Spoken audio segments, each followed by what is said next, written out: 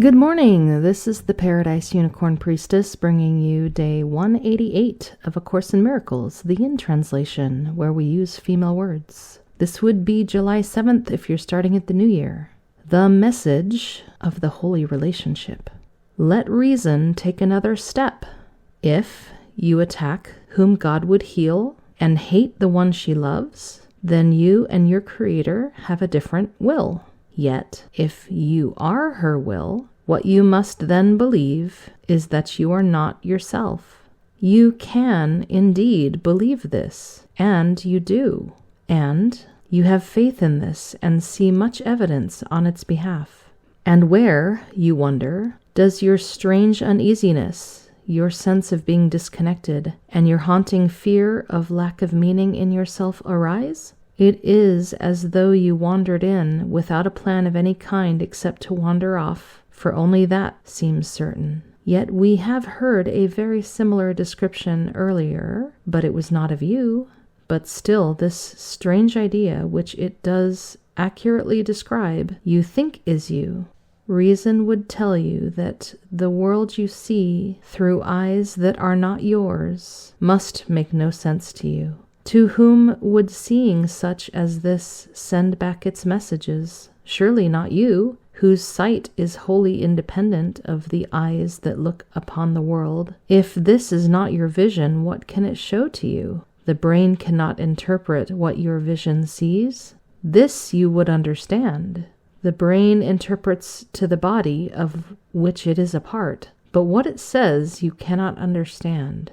Yet you have listened to it, and long and hard you tried to understand its messages. You have not realized it is impossible to understand what fails entirely to reach you. You have received no messages at all, you understand, for you have listened to what can never communicate at all. Think then what happens. Denying what you are, and firm in faith that you are something else, this something else that you have made to be yourself becomes your sight. Yet it must be the something else that sees, and as not you, explains its sight to you. Your vision would, of course, render this quite unnecessary. Yet, if your eyes are closed and you have called upon this thing to lead you, asking it to explain to you the world it sees, you have no reason not to listen, nor to suspect that what it tells you is not true. Reason would tell you it cannot be true because you do not understand it.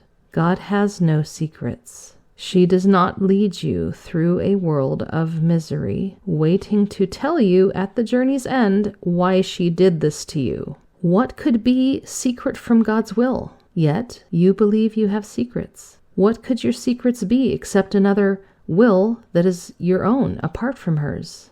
Reason would tell you that this is no secret that need be hidden as a sin, but a mistake indeed. Let not your fear of sin protect it from correction, for the attraction of guilt is only fear. Here is the one emotion that you made, whatever it may seem to be. This is the emotion of secrecy, of private thoughts, and of the body. This is the one emotion that opposes love and always leads to sight of differences and loss of sameness. Here is the one emotion that keeps you blind, dependent on the self you think you made to lead you through the world it made for you. Your sight was given you, along with everything that you can understand. You will perceive no difficulty in understanding what this vision tells you, for everyone sees only what she thinks she is.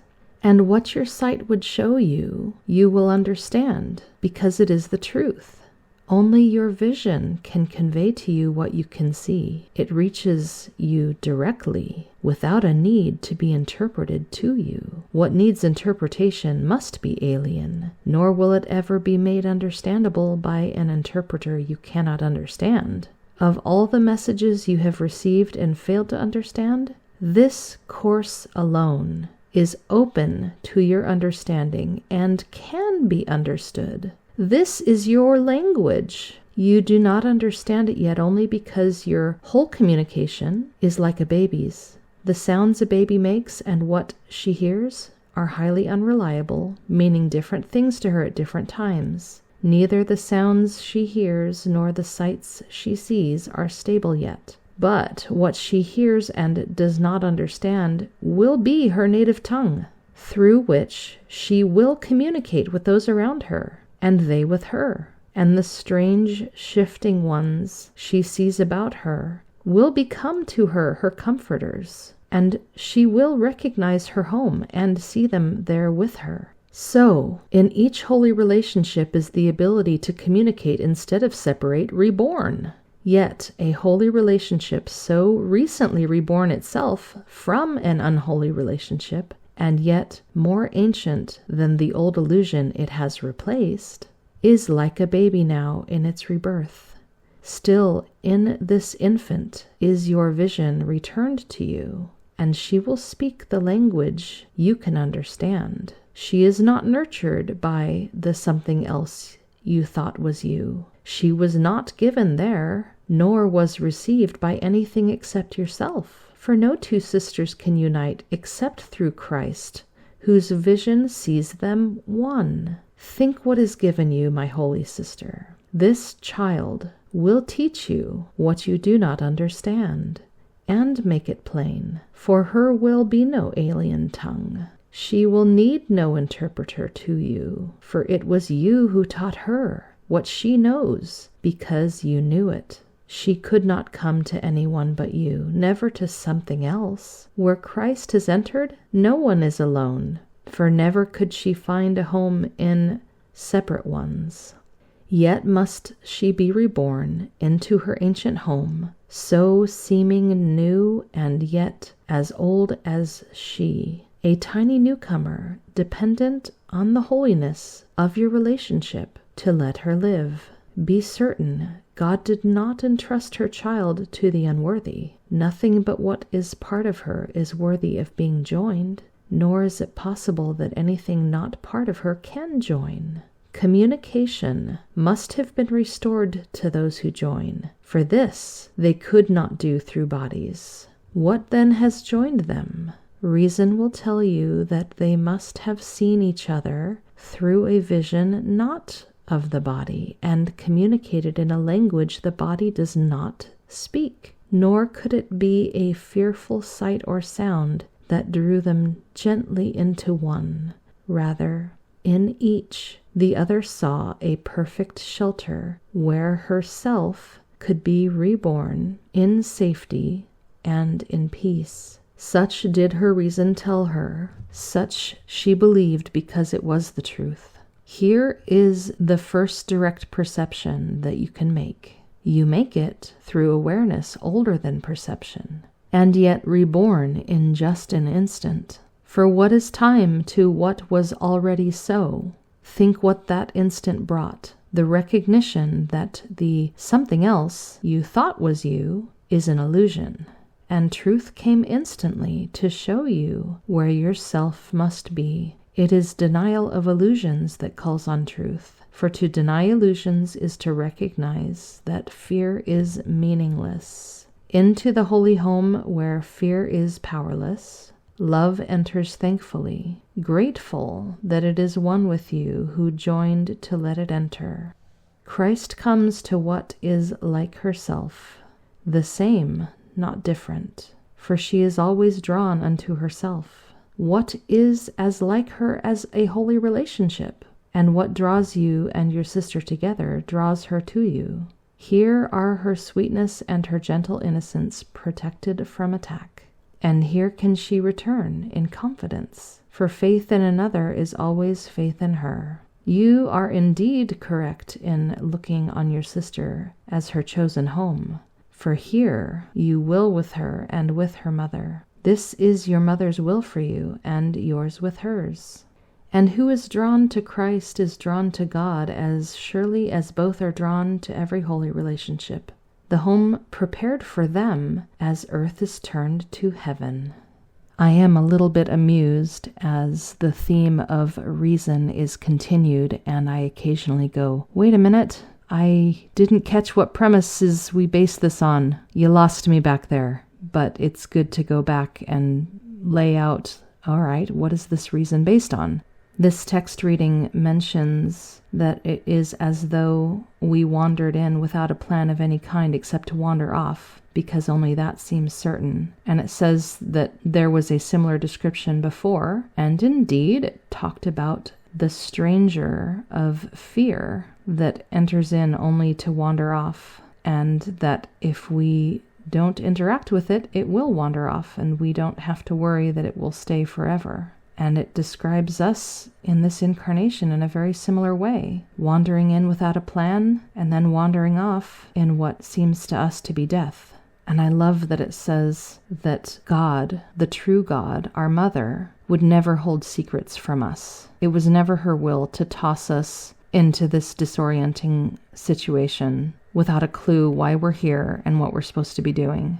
And the more I study A Course in Miracles, the more I realize that the reincarnation cycle, karma, all of that, that's part of the ego's plan. It's part of the ego's plan for us to be dropped down into these incarnations without a clue of why we're here, what's going on. That would never have been our mother's will for us. We're also told here that fear is the emotion of secrets and private thoughts and bodies, of being in physical matter and seeming to be separate and cut off from the other parts of the creation. None of that is of love. It also says that of all the things here in this illusion that are confusing and that we don't understand, A Course in Miracles is one thing that we absolutely can understand, and that the only reason we find it so confusing and so alien is because our ability to communicate with all of the creation, and communication is always love. Any communication that contains anything that is not love, that is not communication. That is nothingness. So our ability to communicate love to all that is like a newborn infant. We are this far through the Course, and it is present in a very beginning initial form, just as a newborn infant is new and vulnerable and needs nurturing. But it is there, it is born. And just as a baby can only be born when two beings come together to make new life, so this newborn Christ child, the child of God, can only be born when these seemingly separate shards of God come together and unite. That is the birthplace. And it says that this newborn infant will teach us the things that we don't understand, and that she knows them because originally we taught her back when we knew, back before we forgot.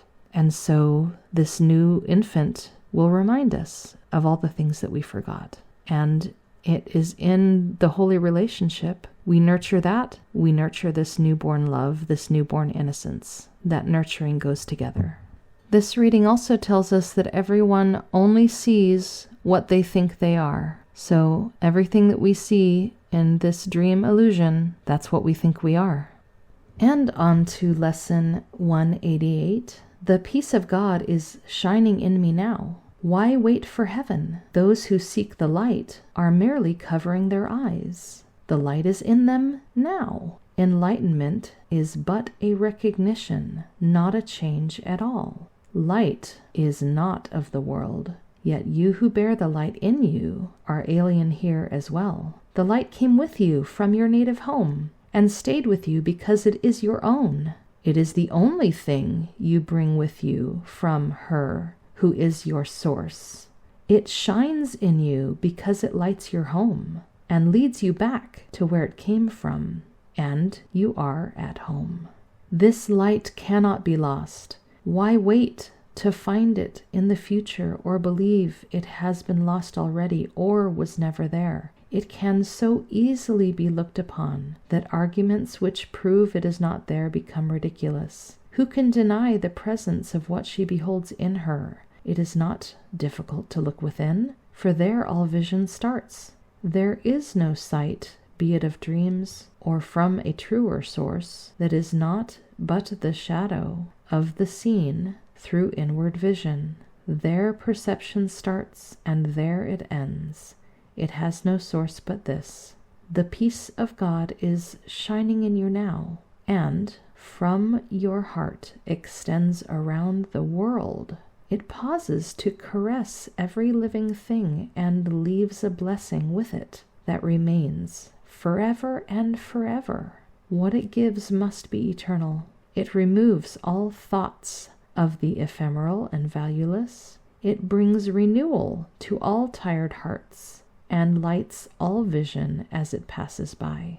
All of its gifts are given everyone, and everyone unites in giving thanks to you who give and you who have received. The shining in your mind reminds the world of what it has forgotten, and the world restores the memory to you as well. From you, salvation radiates with gifts beyond all measure, given and returned. To you, the giver of the gift, does God herself give thanks. And in her blessing does the light in you shine brighter, adding to the gifts you have to offer to the world. The peace of God can never be contained. Who recognizes it within herself must give it, and the means for giving it are in her understanding. She forgives because she recognized the truth in her. The peace of God is shining in you now, and in all living things. In quietness, it is acknowledged universally, for what your inward vision looks upon is your perception of the universe. Sit quietly and close your eyes. The light within you is sufficient. It alone has power to give the gift of sight to you. Exclude the outer world and let your thoughts fly to the peace within. They know the way, for honest thoughts, untainted by the dream of worldly things outside yourself, become the holy messengers of God herself. These thoughts you think with her. They recognize their home, and they point surely to their source, where God the Mother and the child are one. God's peace is shining on them, but they must remain with you as well, for they were born within your mind, as yours was born in God's. They lead you back to peace from where they came, but to remind you how you must return. They heed your mother's voice when you refuse to listen, and they urge you gently to accept her word for what you are, instead of fantasies and shadows. They remind you that you are the co-creator of all things that live. For as the peace of God is shining in you, it must shine on them.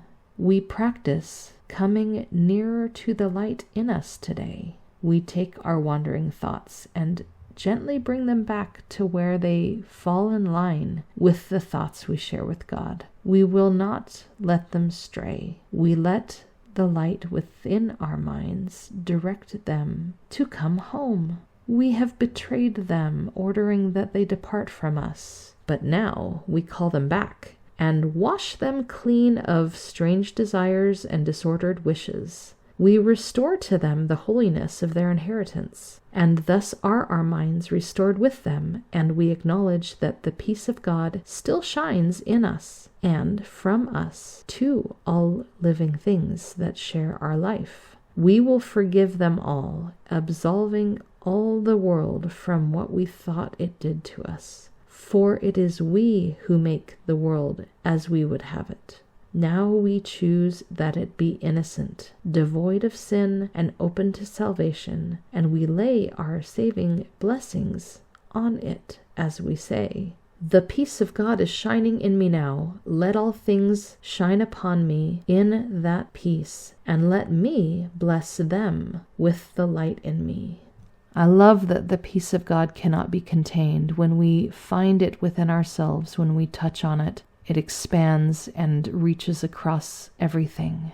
It goes out and it caresses every living thing and blesses every living thing. This light within is the only thing that we brought with us from heaven. Perhaps it is the only thing about us that is actually real. All the other layers of the onion need to be let go of and discarded once we realize that they are not what we want. We are invited to sit and close our eyes and look within and find this. And that seems like a very worthwhile thing to do if it will bless all of creation for us to do this. There's another place in A Course in Miracles that says the only reality this world has is the love that we give it. When we experience something in this world and we just love it, that love is the thing that is real, not the thing that we're loving. But when we love like that, then the thing that was in form that was originally made to perpetuate the separation has now been turned to a holy purpose. And it is those loving thoughts that guide us home.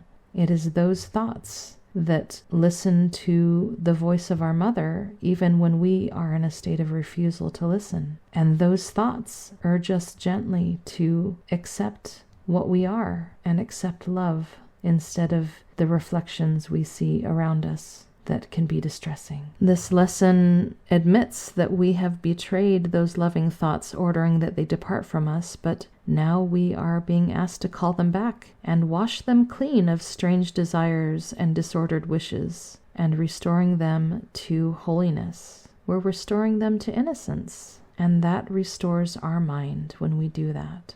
We will forgive them all, absolving the world from what we thought it did to us. We were the ones who made the world as we would have it, and now we realize that that the world be innocent, and we bless the world with our loving thoughts. Happy practicing!